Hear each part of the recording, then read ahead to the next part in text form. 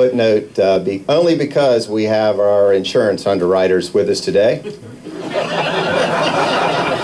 In 1976, the Coast Guard registrar was changed so that all vessels had to moor 3,000 feet off of the facility.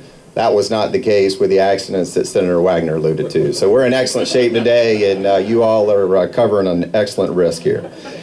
Also want to allude and follow up on Senator Wagner's comments. We've talked about the retirees of the ferry system. We've talked about the retirees of the Chesapeake Bay Bridge Tunnel District. One of the things that keep the wheels in motion with the operations, the maintenance, the finance here at the facility are the employees today, and we're fortunate to have a good amount of employees in the room. If you would please stand to be recognized as well. We thank you for the great job that you all do.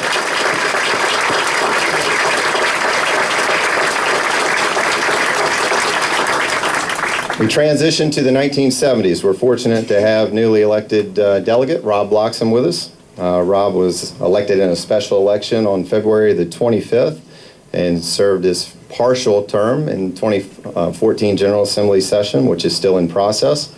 He actually is serving in the vacancy created by former Delegate Lewis, ascending to the state Senate. Rob? Descending. Yeah. We'll take a vote on that. Is that in the form of a motion? The comment was, they said that he descended to the state Senate. That came from delegates that are in attendance. Thank you for that point. Rob owns Bloxom Auto Supply on the Eastern Shore, as well as Shore Tire, and also owns an aquaculture business, as was alluded to by the Lieutenant Governor, a very, very important staple of the economy of Virginia's Eastern Shore. As well, like all of the folks that are represented here today, and we're fortunate to have them with us, very active in many other capacities, serving as Director of the Economic Development Authority on the Shore, Chairman of Grace Methodist Church in Parksley. After graduating from Broadwater Academy on the Eastern Shore, Rob graduated thereafter from the University of Richmond, married to Lou Langford Hall, and he has 3 children, Blair, Madison, and Brantley. Delegate Bloxom, welcome.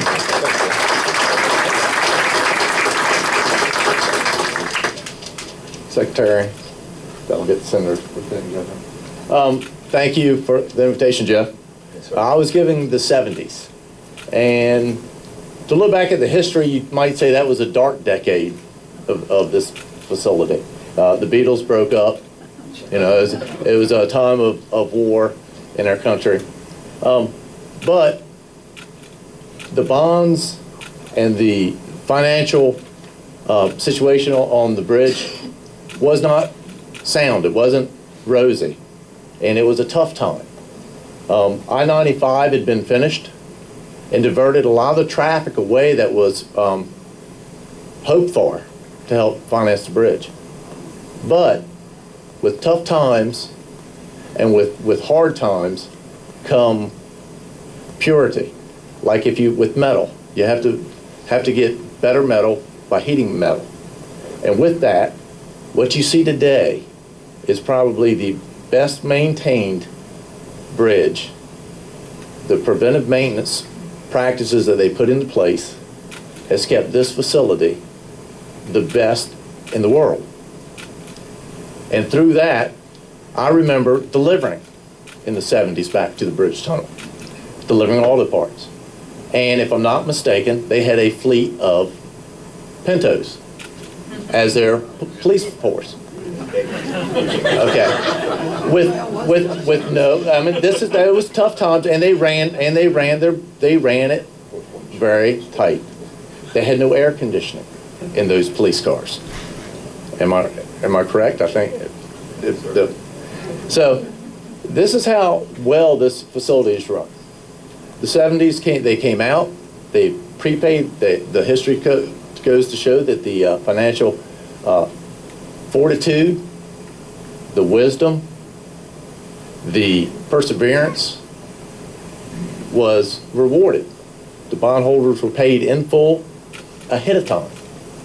But those were tough times. But you can see today how those tough times forged the workforce, and how that's carried through today. And I think you still have a 1950 record 1964 wrecker, still in service, still operating, doing the job that it did in 1964.